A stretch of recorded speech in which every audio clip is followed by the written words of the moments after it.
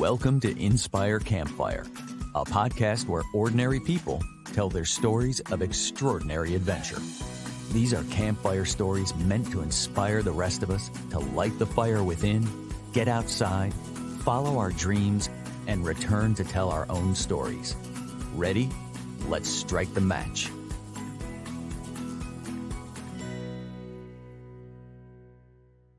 Welcome to the show. I am your host, Scott Wurzbacher, and today we're going to bend time and we're going to rethink what it means to live in the real world.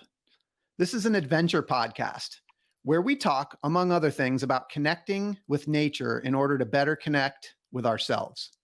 And today's guest has gone all in on all of the above, spending over 6 years living in the wild in the bush of New Zealand. Friends, get ready to be inspired and wowed. I have with me Miriam Lancewood, an adventurer like you have never heard or seen before. Miriam was born and grew up in a loving home in the Netherlands. After high school, she received a bachelor's degree in physical education, and then something set her off in search of adventure, taking her on a journey through Africa, India, and then 6 years of surviving and thriving in the wild of New Zealand with her husband, Peter. Miriam is an international best-selling author and has written 3 books, including the one that I read in prep for today's discussion, Woman in the Wilderness.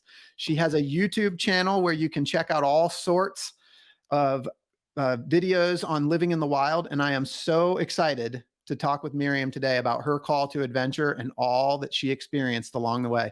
Miriam, welcome to the campfire. Thank you so much. And thank you so much for having me. Yeah, I am so excited that this was kind of a special connection because I know that you said one of the first things you said to me when we met was that fire was such an important element to you. So Yes. Tell you, I want to. I got the chance to read your entire book. I know the whole story. I have so many questions for you. I want to bring listeners up to speed, but let's go right to the fire. Miriam, what was fire to you, and what is fire to you? Yes, indeed. Fire, even as a kid, was a very important thing. Like fire is the symbol of adventure, you know. I used to do scouting as a kid, and we had to make a fire and cook on the fire. And I did scouting for like 7 or 8 years. And in our life in the wilderness, fire was like our living room. So obviously we didn't have a house or anything, just a tent. But where we lit the fire was where we're going to sit and spend most of our time. Fire is for me like a little friend. When I'm alone in the forest, I light a fire and I feel not so alone. And, it's nice to look at. They call it the bush television, right? You can always look at the fire. The bush Something television. is moving. Yeah. I love that. Yeah, so it's always nice. And it inspires people to talk honestly about themselves, I believe, because we met other hunters in the bush. We sit around a fire and all these stories come out, very honest and personal stories. And I think it's partly the fire that, and they don't have to look at each other. So they look at the fire and tell the story. And I think that is what ignites all those stories. Yeah. Yeah, I love that. What a great explanation of, what we're trying to do here. This is our version of the campfire. You had so many experiences around the fire, and I just, I told you as we were getting started here, I just loved this book. I recommend it to anybody that wants to hear more about Miriam's story because I really felt like I was there with you guys. It was just so detailed and just described every moment on your trip. It was really awesome. Yeah, well, thank you. I'm glad you enjoyed it. Yeah. So for listeners, could you just give us an overview of let's talk about the New Zealand piece. What is it that you and Peter did, and how did this whole thing come to be? Oh yeah, Peter and I decided to leave civilization in 2010. And we wanted initially only 4 seasons, only 1 year, survive on hunting and gathering in the wilderness of New Zealand, in the Southern Alps, high up the mountains, just to see if we could do it and to learn these survival skills. But after 1 year, we did not want to come back to town. So in the end, we spent 7 years in the wilderness of New Zealand and always nomadic. And we slept in a tent and we roamed around like nomads and we cooked in a fire. You did. And that was a very, very condensed version of Yeah. a very epic journey. And I felt like it was so interesting because like you did set out for a year and it was like one season at a time. In fact, the way the book is written, you talk about each season in that first Yeah. year. But then it seemed like the universe just sort of showed up for you because like these opportunities to continue kept coming up for you. And I wondered if you could kind of talk about that. Like how does 4 seasons turn into 7 years? Yes, indeed. We decided not to plan too much. Because if you plan too much, like say you're going to go to place A, then stay in a hotel, and then you're going to do this and the next thing, something might happen along the way. Someone might invite you, right? Someone might have an idea. And then you have to say no because you already booked your hotel. So in that, the little allegory stands for our life. So we try not to plan too much and leave things to spontaneous, just random meetings. And that worked every time. So we would meet someone in the bush and he would say, hey, I got a little hut in the middle of an Abel Tasman National Park. That's amazing in itself. And then he would say, oh, it's just sitting there empty. Why don't you live there for a little bit? You can even grow a garden. So that's what we did. And every time we met another person who led us to another place. Yeah, and it seemed like a lot of the opportunities showed up for you after a segment was over and it showed up in your email. Yes, indeed. Technology is really great to use that way. So we set off into the wilderness without any technology, no cell phone, no emergency beacon. We were just going to be very careful, according to Peter. It worked. And no clock even.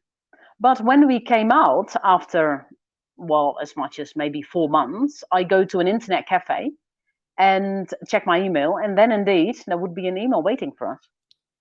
I mean, literally waiting like, hey, we have an opportunity for you that helps you set out into the next year.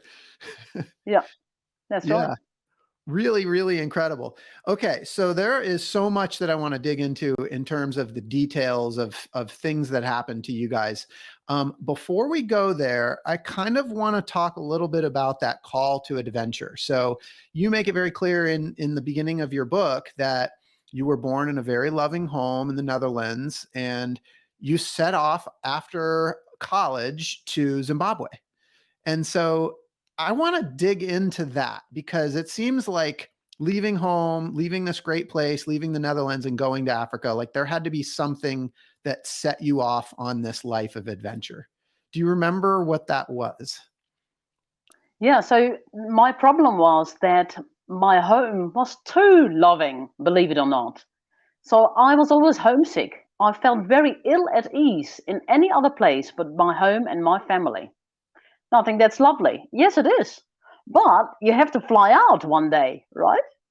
And when you're 18, you're not supposed to like to sit next to your mummy and daddy.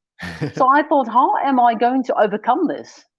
And I also liked the sound of Africa and doing volunteer work and, doing the good work. And I thought I have to go and detach myself from my family. Otherwise, it is some kind of a prison, a very loving prison, but nevertheless a prison. So I decided to just jump in the deep side and throw myself in there, which was very traumatic. Yeah. It was, well, not a positive experience, not at all. I felt very alone, isolated, even depressed in Africa. But as the English saying goes, you can never come home again. So after a year in Zimbabwe, I came home and I thought, have I cried for this a whole year? Nothing had changed. Yet I had completely changed. And at that time, I felt completely free. And I thought, right, now I can enjoy myself. And that's when I decided to go to India. So sometimes something so good as a loving family can be at the same time a trap. that I had this fear of going anywhere else. I just want to be at home. Yeah. Yeah, it's good, but it's not good at the same time.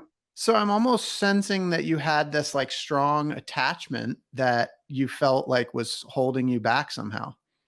Yeah, indeed. And with that goes fear, because I knew I could see that everywhere outside my home it wasn't nice. Wow. The world is dark and harsh compared to my home. So yeah, that's a problem. And I think I wasn't the only one. But yeah, to get out of that loving home is very hard and painful, and even for my parents too. They saw me suffering for a year. And you But yeah, felt you necessary. needed to get out and experience that darkness. No, not at all. But I need to get out.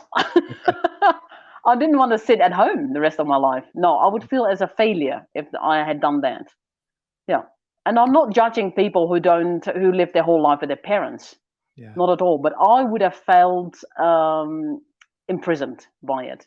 Yeah, because did not overcome my fear. I guess that's what Yeah. it is. So Yeah. a year in Africa. I'm curious, how did the Africa opportunity appear for you? Because you've had so many opportunities that have just appeared for you. How did that one show up? Oh, just look on the internet, volunteer work, and you find all sorts of projects. A lot of them you have to pay for, which is ridiculous.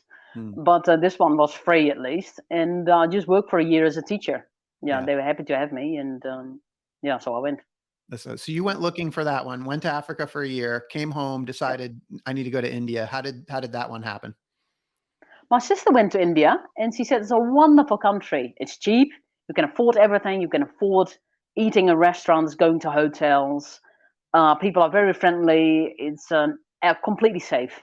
And I said, well, that sounds good, especially after Africa. So yeah, I went there. I had a great time. I traveled for 5 months on my own before I met Peter. And that's the day my life changed. The day your life changed. So let's talk about that. Tell me about the day your life changed. It was the 22nd of January 2006, so almost 18 years ago. And yeah, he was a university professor from New Zealand. And he was 30 years older than I was. So I was 22 and he was 52. Had I met him in Holland, I would have said he's way too old. But in India, you can do anything. And I felt very free. And I thought, okay, we can travel together. I can learn a lot from this man. And I was looking for a man to go into the Himalayas with. And he was looking for someone to travel in the Himalayas with. So that was perfect. And so we did that. And no plans like to marry or to stay together forever, also because of the age difference. Mm-hmm. And I think, had he been my age, I would have thought, oh, I don't want to be forever with one man. Yeah. Because then your future is already laid out. That's another prison. So the very age difference actually helped me to say, okay, we just take it as it comes. And I think that's a secret for any relationship, actually. Yeah. Yeah, to not project into the future and don't take each other for granted.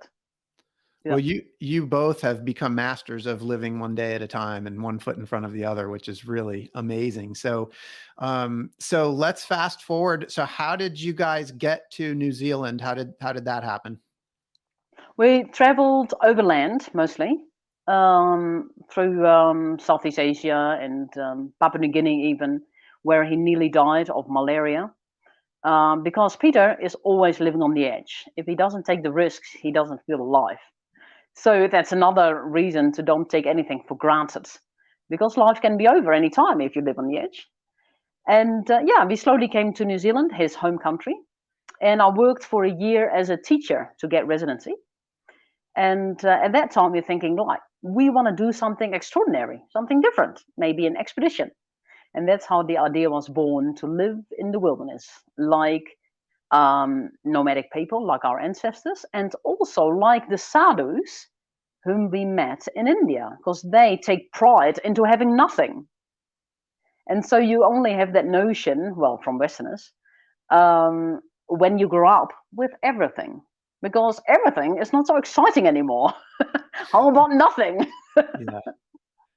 So we also thought, like, nothing is better, less is better. So we decided to give away the belongings, not that we had much, and yeah, go without technology and see how we could survive with even less and less. If we see dependency, we try to get rid of it. What was that? I'd love to be like I felt like I was there with you guys in the book, but the conversations like leading up to New Zealand and getting to that point where you guys are deciding we're going to do this. What were those conversations like? Um, yeah, it's a long time ago. Yeah, we both wanted to live in the wilderness for sure. It wasn't like I had to convince him, you know. And we decided like, oh, we want to live off hunting. So I said, oh, I like to learn how to hunt with a bow and arrow. So I started practicing on a target, and then we set out to live off hunting. And that was a lot more hard than I could ever imagine, because Mm. it's all right to shoot a couple of arrows on a target. Hunting is a totally different matter. So yeah, it was very hard. But yeah, I can remember. Yeah, we're pretty similar in opinions and ideas about the future. Yeah. Yeah. So I love that. That's a great segue because you started talking about hunting. And I think that, it's one thing to go on a camping trip for a week in the wilderness and, have everything you need, but you guys lived there and you made it your home. And so hunting was something that became a survival skill that you had to acquire in order to survive in the bush.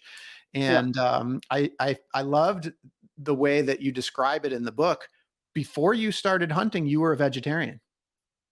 Yes, that's right. Yeah. And So I thought, I at that time always thought, because my mum never cooked meat, so we were all vegetarian, and I always said like no animal has to die for me. You know, I didn't want to inflict that cruelty. Um, but I thought if we're going to survive, we need to find ways, and there is just not so much to eat. Had we gone live in the wilderness here in Europe, because at the moment I am in Bulgaria, mhm. it's a different place. There's a lot of nuts and fruits and everything to eat. Not in New Zealand in the mountains. There's hardly anything to eat. If you don't eat meat, you die, because there are only a few berries, but only in February, March, and it's just not that much to eat unless you live in the coast. That's where the indigenous people, the Maori, used to live. But of course, right now the roads are on the coast and all the towns are on the coast, so there's no wilderness there. Yeah. So I'm Yeah. wondering, like, just for listeners, I would love to hear this progression of how you developed skills, and we can talk about hunting, but, born in the Netherlands, you went through this whole kind of life journey. Like, you weren't handed these skills. These were things that you had to learn as you went, Yeah. right? So I wonder if you could kind of like, and let's talk about hunting as a starter. Like, can you kind of take us through that progression of what learning that was like, and just kind of going through that place where you're vegetarian to now all of a sudden you're an expert. Yeah, indeed. It's a hard road.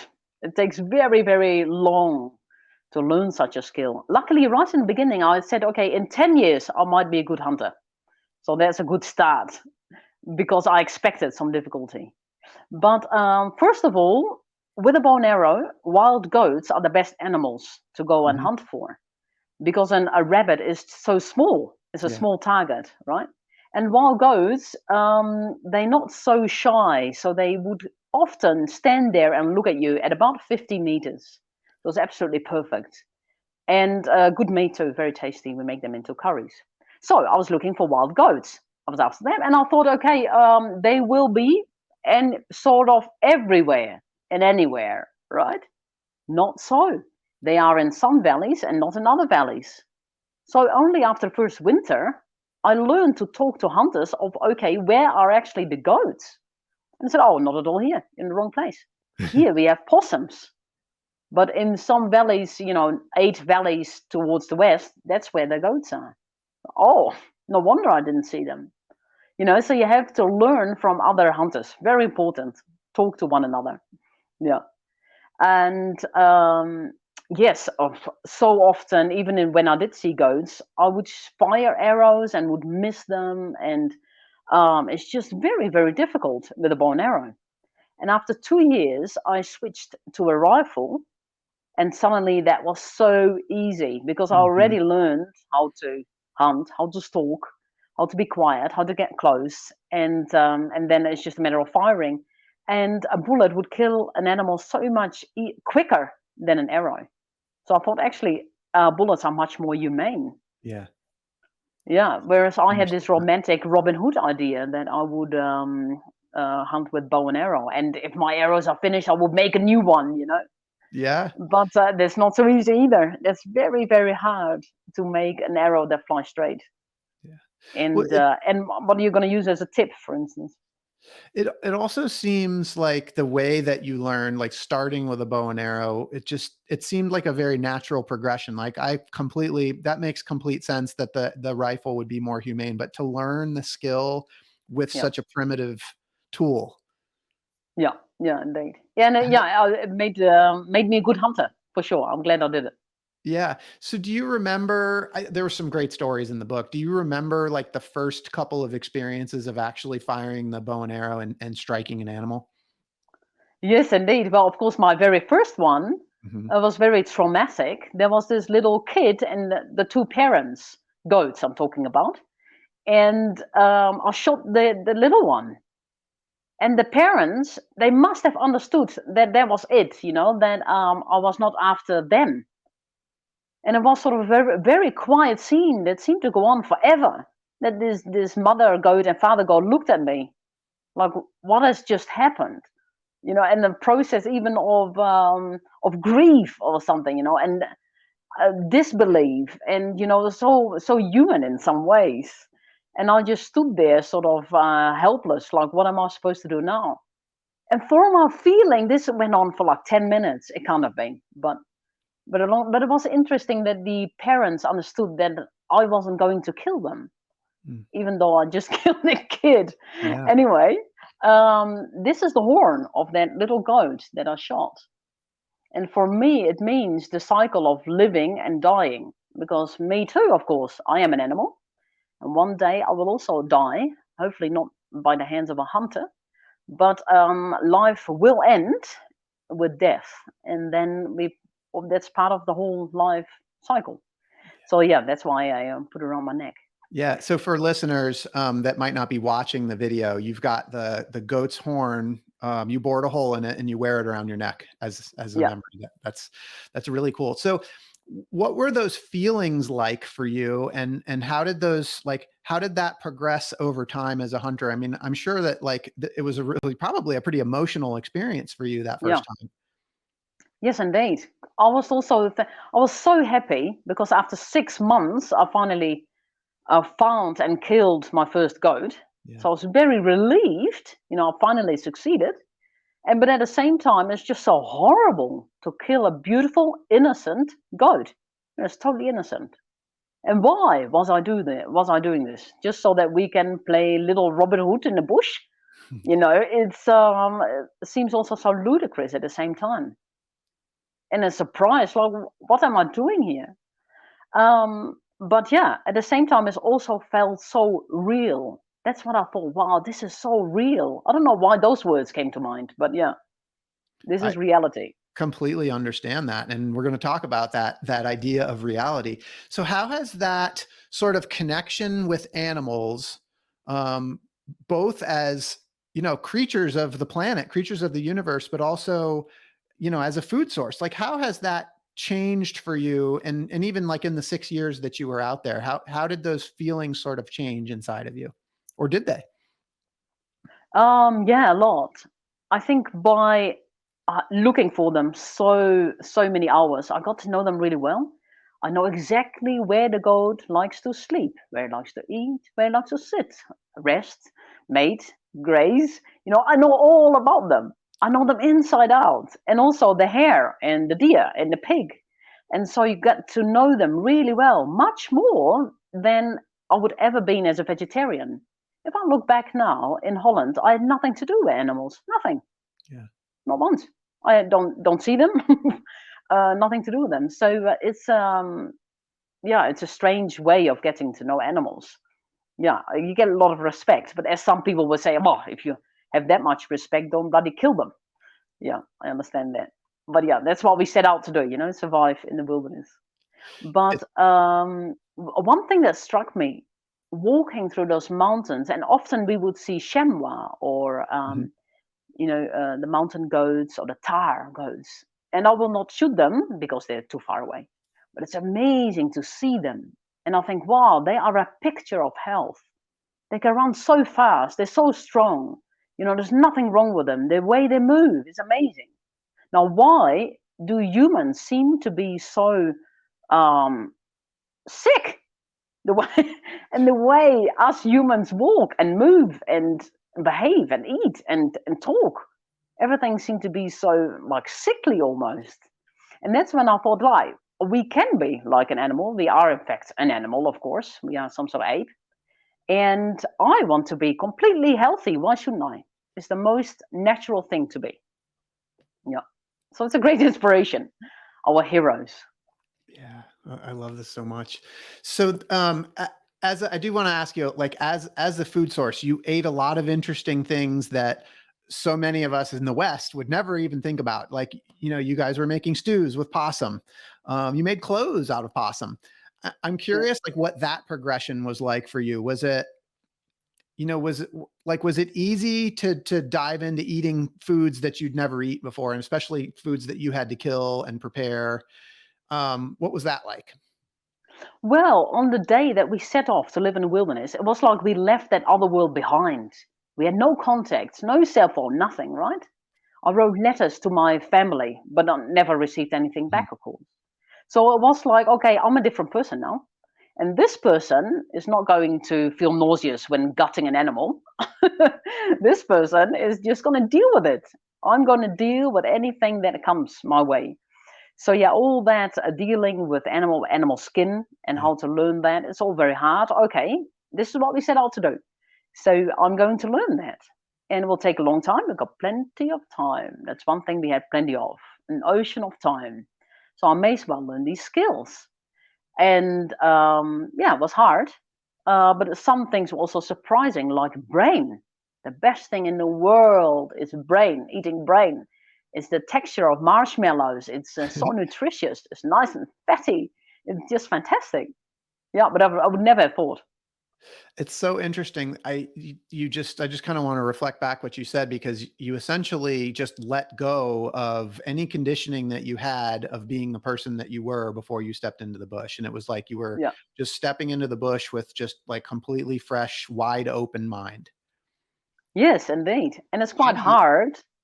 yeah. Like, I'm so conditioned to not get my clothes dirty, for instance, because my mummy told me to. And so I have to always be careful not to get dirty. And after a while, I'm thinking, well, do I want to be a person who's always paranoid about not getting dirty? No, I don't want to be like that kind of person. I want to be a bit more, relaxed. And so, yeah, you do get to know yourself really well out there. Miriam, how do you do that? How do you just let go of conditioning? I think, does the environment, does nature just make it easy, or like, did you have to be intentional about that? Yeah, well, necessity is a good one. So I have to deal with certain things. Otherwise, for example, we don't eat. Or how do we get supplies up the hill? Well, we've got to carry it. Yeah, it's heavy, but yeah, what else are we going to do? Can't give up. So yeah, necessity. But also, we have no stress in the wilderness because there's nothing to compare yourself with. So a lot of stress comes with comparison, right? It's like some sort of race. I see society as a race. You're always comparing with, he's going faster than I am, right? Out there is nothing. There's nothing to compare yourself with. No social media, nothing, and no mirrors to look in the mirror all the time to see how good you're not looking. Uh, all of these things. So there's no stress, and so there is more clarity of the mind. And so if something comes up, you think, "Hey, that's interesting. I see a little bit of conditioning here." Like I get irritated with Peter sometimes. I get irritated. He should not say certain things. Then I think, "Hey, would am I irritated, or would my father be irritated by this?" Important question. So I often think, hey, I am acting the way my parents do, not me, and I have not a choice. Shall I shall I copy their behavior, or shall I choose to be a new person? And for that, you need to have time for contemplation, and a lot of people don't have that time. So yeah, I would recommend people go and sit by yourself for a month in the forest and Mm. see what comes out. So you just said time, and that was something I really want to spend a little bit of time with here with you today, Yeah. because that was a pretty big principle within your book. It's inherent in there that time changed, the concept of time changed for you. And I wonder if you could just talk about that and help us and help the listeners, help me understand like that, how that concept of time changed for you in the time that you were in the wilderness. Yeah, that's right. We had to slow down, of course. Then the rhythm of nature is much slower than our mind, especially the mind that sits behind a computer that seems to be very hyperactive. So it took about 2 or 3 weeks to slow down. And in that time, we had to go through boredom. So boredom, deep boredom, is a prerequisite for slowing down. Because if you try to avoid boredom, you keep busy, right? The more busy you keep, the more sped up you will remain. So we had to slow down, and in that time we had to learn, as Peter said, now you have to learn the art of doing nothing. And reading is something, meditating is something, just absolutely nothing. That's, yeah. How often do we do that? Even sleeping is something. Yeah. So then for us, everything was like an experiment. So our meta question was, what will happen to body and mind when living far away from civilization? And everything that came up was, hey, this is interesting. This is another part of our research. We were our own guinea pigs, so to say. And if you don't see it that way, then you are a victim. And if you see it as a research, then everything is interesting. Yeah, so an important difference. But to go back to time, the Greek invented this word, there is kairos time. Yeah. And chronos time. So right now we know it is Wednesday, 11 o'clock or whatever. And tomorrow is Thursday, and tomorrow I'm going to do this, and every Friday I'll do this, and then Saturday's weekend, all that, right? That's chronos time, completely planned. And we take a kind of security out of that. Like, imagine if that all falls away, that is nothing planned. A lot of people would feel insecure. Well, that's how we felt. So we moved into the wilderness, and we felt like, the calendar feels like completely blank. Like our future is one big white sheet. Very strange feeling, but also very wonderful. Yeah. And that's one thing that I have become very attached to. So now, if I have to do a little job for a few weeks, then I feel like being back in prison, in the prison of time, the chronos time. Yeah. Yeah, I like the kairos time, what the Greek called is completely, maybe a little bit to compare like the flow. People call that the flow. Uh-huh. So 1 minute might feel like 1 hour, or really a timeless thing. And that's the same in the wilderness. It feels like timeless. One afternoon feels a week. So our last season that we did was in 2021 in New Zealand, a couple of years ago. And those 4 months really felt like 4 years. It's just amazingly long. So if you want to extend your life, go and live in the wilderness. I love it. So I have to share one of the stories that you told in your book that I just loved was I think it was probably within the first week or first month for sure, but you guys arrived at a hut. Yeah. There's huts all throughout New Zealand that you guys were able to use for shelter and one of this first hut that you guys arrived at, if I recall, it was really filthy. And Yep. you felt like when you got there, you needed to clean, and you had sort of like this list, and you were like doing.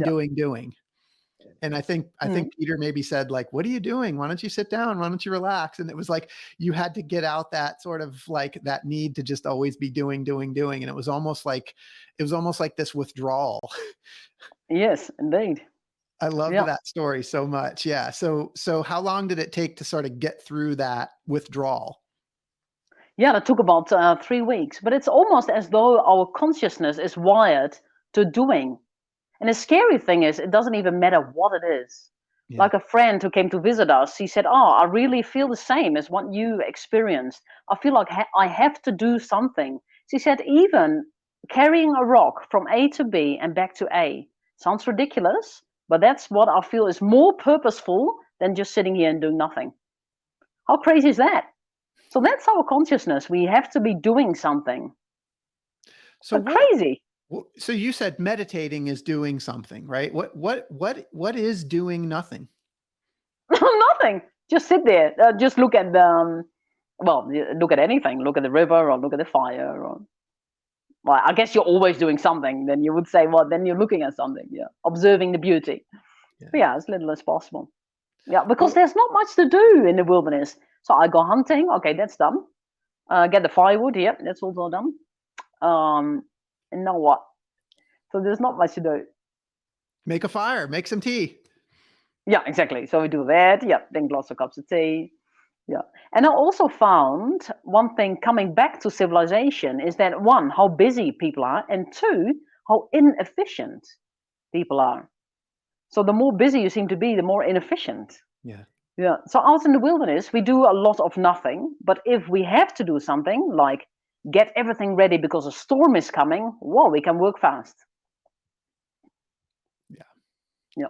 Yeah. So fun. So one thing I think towards the end of your trip, with regards to time, I'm reading a section of the end of your trip, and you guys came upon a traveler, and the traveler, you guys met up, and he said to you, I'm quoting from your book, "Oh, I wish we could have more time, but we've got to get back to work, back to the real world." And then you said, "But this is the real world." Yeah. I Unbelievable. How could love he get it that wrong? I love that. So he had to get back to the real world. You're Yeah. living in the real world. I just wondered if you could touch on that for a minute. Yes, indeed. How could he call the natural world the not real world? Surely he got the wrong way around. So we come from this earth, our ancestors, we're born in this earth. And all what humans made, it's real, of course, but not what sustains us, humanity, I mean. Yeah. So I think that's exactly the problem with humanity. We should reconnect with the earth we once came from, the earth we called our home. And with that, our instincts. So all we do is teaching children to ignore instincts and then go by knowledge and by cultural things and the behavior. But what would happen if we go back to those instincts? I think we'll be happier people. Yeah. And there, so just to kind of expand on that, one of the cool parts of this book was you put in here some letters that you wrote to, I think, your sister Sophie. Is that right? Yeah, that's right. Yeah. And I loved reading the letters to Sophie. They were full of wisdom. But one of the letters, just something that struck me in your book, you said, "The promise of becoming wealthy isn't so exciting anymore.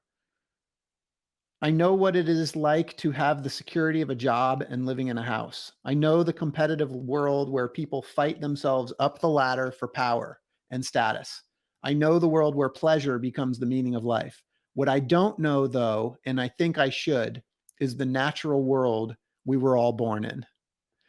And Yeah, then you go indeed. on to tell Crazy. the story of Gilgamesh. And that story, I think maybe Peter talked to you about this story of Gilgamesh, but Yeah. I love that story so much. And that's another one I wish if you would tell us a little bit about for listeners. Could you tell us about the story of Gilgamesh and how that relates to what you guys were doing out in the wilderness? Yes, the whole story of Gilgamesh is trying to become, to have for a life forever. So to fight death. And so this is the first story of all times. I think it's the first one ever written. And he wanted to become immortal. And so he found out the quest of Gilgamesh is to how do we become immortal? And then he cut down the forest because the forest was also a symbol of the seasons, and the summer becomes autumn and all that. Okay, cut it all down. And we're not reminded of that. And so, and I think that's precisely our quest of humanity, how we become immortal. And I think the whole development of AI is to become one with a robot who will not die. So that's again the whole Gilgamesh quest to overcome death. But you only have death when you're living in time, the Chronos time.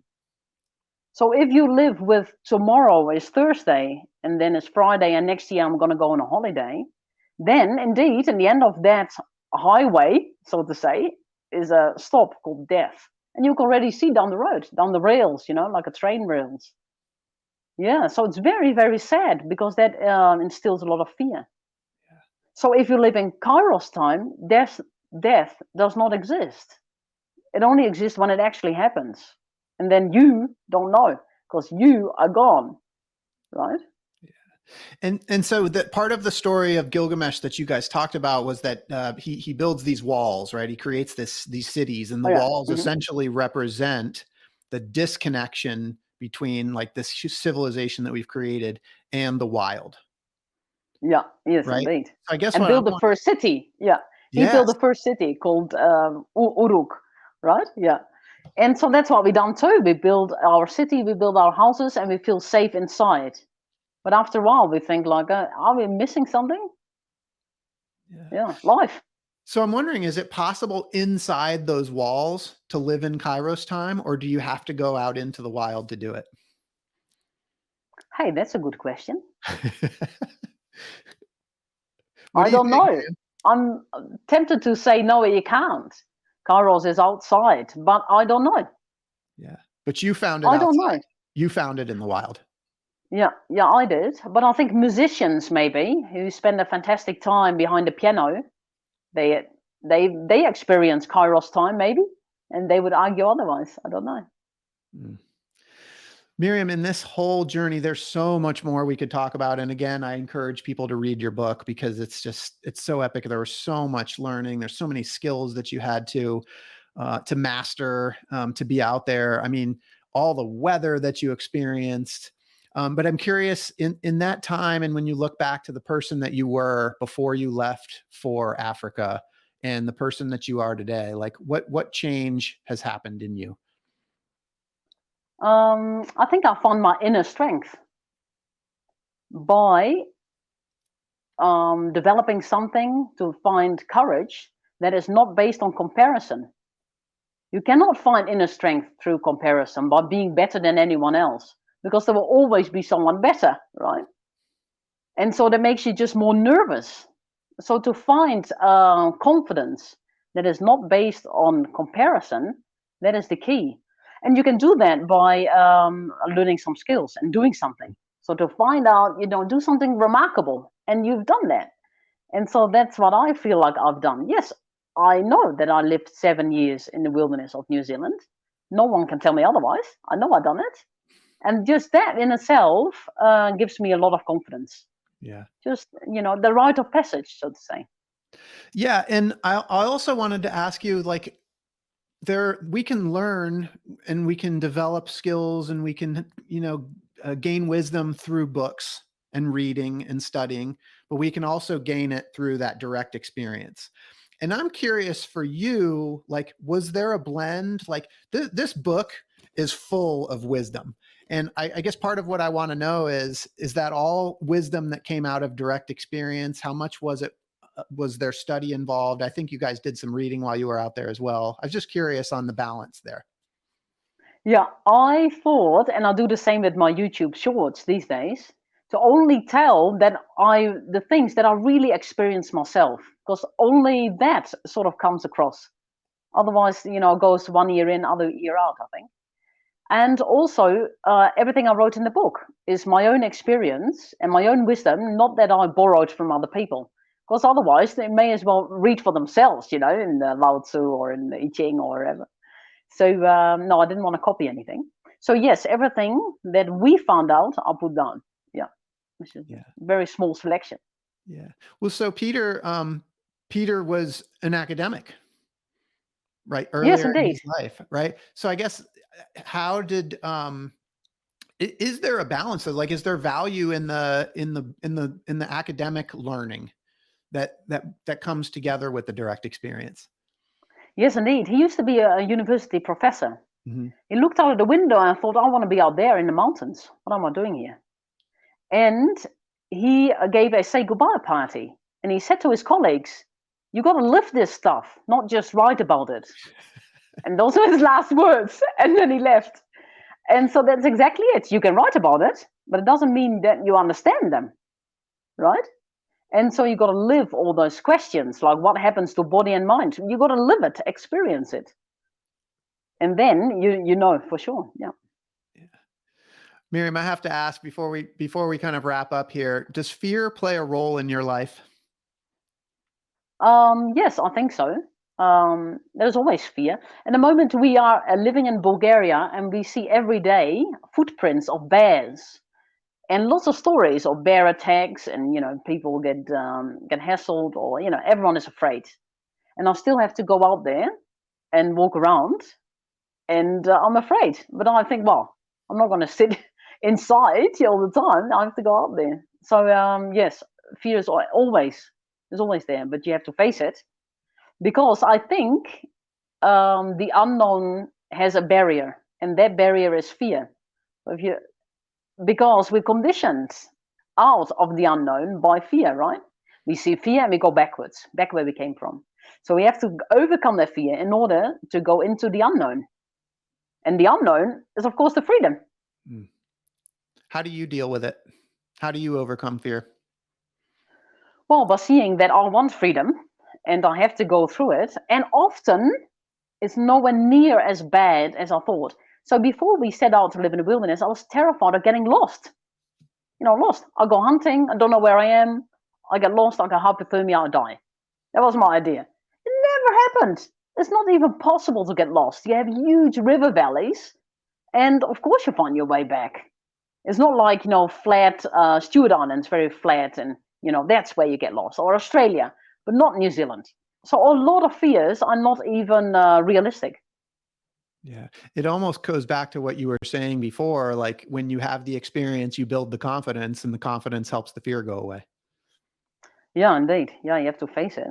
Yeah, as I said, often it's not even realistic. It's not there. You didn't need to be afraid of it. Yeah. Imagine that. You spent 30 years being afraid of something and didn't need to be. There's more of that wisdom right there. I love that. Miriam, so this podcast, at the beginning, we say it's about ordinary people and their extraordinary stories of adventure. Do you consider yourself to be an ordinary person? Yeah, totally ordinary. Yeah. So I look at myself thinking, all of humanity is that. So I see fears and I think, I'm not the only one. No, I'm not, nothing special in my fear. So a lot of sorrow, I think, is because we think we're the only one and no one can understand us. Well, I think everyone can understand you. Everyone got the same. Everyone got fears and insecurity and nervousness and anxiety and all that. Yeah, you don't keep it a secret. Everyone got the same secret. So yeah, I consider myself totally ordinary, but indeed having quite a different life, at least since I met Peter. For sure. So, with that, what advice do you have for people that listen to this podcast, are incredibly inspired by your story, but maybe they think like, "Oh, I could never do that," or that's too extreme. What advice would you have for those people? Yeah, think of something. So use your creativity to think of a remarkable thing to do. Not for 7 years, maybe just one summer. And you plan that properly, because if you don't plan things properly, you have to be really organized. If you don't, you're going to die. So that's what we did too. People think, it's all relaxed in the bush. Yeah, but we were very organized. So you do that, plan something just for the summer. It doesn't matter what it is, even if it's a long walk, maybe. There are long walkways all over the world. And you try and do that. If you don't want to go alone, find someone else, but do something. And then you'll be a different person at the end, and you'll be proud of yourself. And that's just an amazing feeling, to be really proud of what you did. Yeah. Oh, I agree. I just love that so much. What's Really next for simple. you? Well, with the authors of Wilder Journeys, we haven't talked about that yet, but that's another book I helped editing with Laurie King. With those authors, which are all adventurous people and have done many expeditions, I thought I want to go on an expedition with those people because they're really experienced. Awesome. And so I go with at least a couple of them to the Himalayas in August, and we're going to climb 3 passes over 5,000 meters. And without a porter and without a guide, we're going to do it all ourselves. And yeah, so I go on a journey through the mountains and see what we see. Wow, that's going to be amazing. I can't wait to catch up with you on that. Miriam, your story is incredible. And at some point, Hollywood's going to be reaching out to you because they're going to want to make a movie about you. I don't know about that. Oh, they're going to. I know it. And I want to know, when they do, who's going to be the Hollywood actress that's going to play you in your movie? I wouldn't know any extras. Yeah. Only people I know is Brad Pitt and Angelina Jolie. Brad Pitt. So I guess they're going to be those two. I mean, those are the only two. So those are who's going to play you. I have to tell you, like, the whole time I was reading the book, and this is the great thing about epic adventurers like you, you're out in the wilderness. You're not watching TV. You're not watching movies. Like, that's the furthest thing from your concern. And that's it's such an awesome thing. So I always love that answer. Are you familiar with Jennifer Lawrence, The Hunger Games? She's out in the wilderness with the bow and arrow. Like, she was the one I had in mind for you. Oh yeah, no, unfortunately I don't know that person. You'll have to check her out. So yes, I will. Yeah, no, so we'll do some casting. We'll check with Jennifer Lawrence. We'll check with Angelina Jolie and see who's interested. When they do make this movie, what's the movie going to be called? I like titles that immediately tells you what the story is about. So that's what I got for my book, Woman in the Wilderness. You know, the title says itself, nothing to guess. It's all obvious. Yeah, I like obvious things. So Woman in the Wilderness. Woman in the Wilderness. So Miriam, you've got 3 books. Wilder Journeys is out now, right? Yeah, since March. Yeah, also in the US. Yep. And so if people want to learn more about you, find out about you, get in touch with you, what's the best way for them to do that? Well, they can look on my website, miriamlancewood.com, or look on the internet. Just type in Miriam Lancewood, and you've got loads of interviews and shorts and little videos that I'll be making in the winter when it was boring and nothing to do here. So that's Miriam Lancewood in the wild. I call it as my handle. Yeah. Awesome. That's it. No Instagram or Facebook. Yeah. Miriam, this has been such a fun conversation. Thank you for inspiring me. Thank you for inspiring our listeners. I hope you'll just keep adventuring as you have, and we're going to continue to check back in with you and follow your journey, because it's just incredibly inspiring. And for those listening, I hope you've been inspired today as much as I have. I hope Miriam's story has encouraged you to listen to that voice inside that calls you to adventure, because we want to hear your story next. If you have a story to tell, or you just need a nudge to create one, please send me an email. We'd also appreciate it if you'd help us spread the word by leaving a review and sharing or tagging Inspire Campfire in your social media. And until next time, I want to encourage you to get outside. Thank you for listening. Miriam, thank you so much for being here. Thank you so much for having me. It's been a great pleasure.